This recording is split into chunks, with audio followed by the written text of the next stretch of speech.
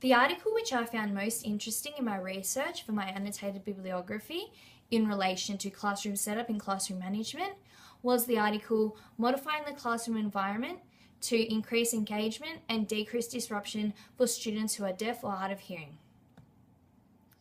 This article follows a case study which was conducted across 3 classrooms. All the classrooms contain students who are deaf or hard of hearing. The physical environment and features within the classroom were all rearranged. There were 3 parts to the testing.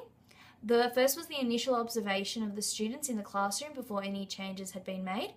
The second was the intervention part, which was the observation of students after the changes had been made. And the third was the aftermath observation, which saw the teacher observe the students in the new classroom.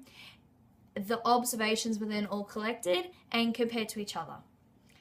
The information in this article was all very, very relevant and focused explicitly on classroom management. It centered a lot around the behavior of the students and especially the relationship between academic engagement and the decrease in disruption. I found it very interesting because even though the main focus was on deaf students, the results of the case study and all the information that was presented can definitely be applied to all students in classrooms. It is very useful information for teachers. The results of the observations were that there was a 42% increase in academic engagement after the rearrangement of the room.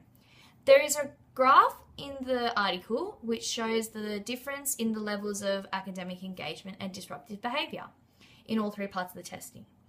In the first section, you can see that the academic engagement and the disruptive behaviour are very closely aligned and they often overlap, which means that there would have been very low levels of attentiveness in class and very high levels of disruption. The second part, it can be seen that the 2 elements are very separate. There was a 42% increase in engagement, so this is obviously due to some sort of change. The only change that occurred was the physical environment. The third part of the testing, the results, actually mirror the second part, which means the students have taken on board the physical changes and are positively adapting to the new classroom setup. I found this case study to raise important issues. All the classrooms, both students and the teachers, communicated only through sign language. This would mean that the visual aspects of the classroom, of the physical environment, would have needed to be very carefully considered and appropriately modified. This can be related back to students in classrooms of all kinds, because ultimately in a classroom setting, it is the teacher who knows the students best. So teachers actually have the responsibility to modify classrooms and set up their own classroom, which will only positively benefit the students.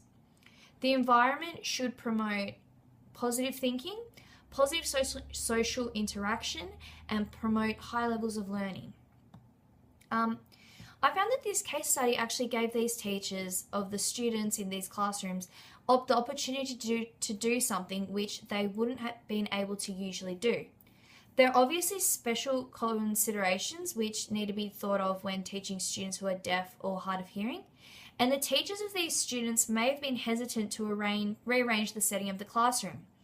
It was also mentioned in the article that 40% of deaf students also display characteristics of other learning disabilities such as ADD or emotional problems. Teachers may have been hesitant to rearrange classrooms in case of triggering or highly disturbing these students. I think it's very important that this case study was done in a controlled environment and that the teacher had a lot of say in what was modified. This case study gave the teachers and students the boost they needed to be able to further positively interact and engage with each other. From this article, I will take away a lot of information and very good ideas on how to organise my own classroom. I've learned that the physical environment is very important to classroom management, and when students first walk in on the first day, the physical environment of the classroom is usually the first thing they interact with. When they sit at their desk, the way they interact with the teacher and the way they are able to access the classroom. Therefore, I think that it is very important to early on establish and maintain and let the class know how the classroom will be set up, how you will do specific activities, if you will rearrange desks at certain times. I think it's very important to let students know what will be happening. It is also very important to include the students and ask for their opinions and ask for feedback on how they think the layout of the classroom should be.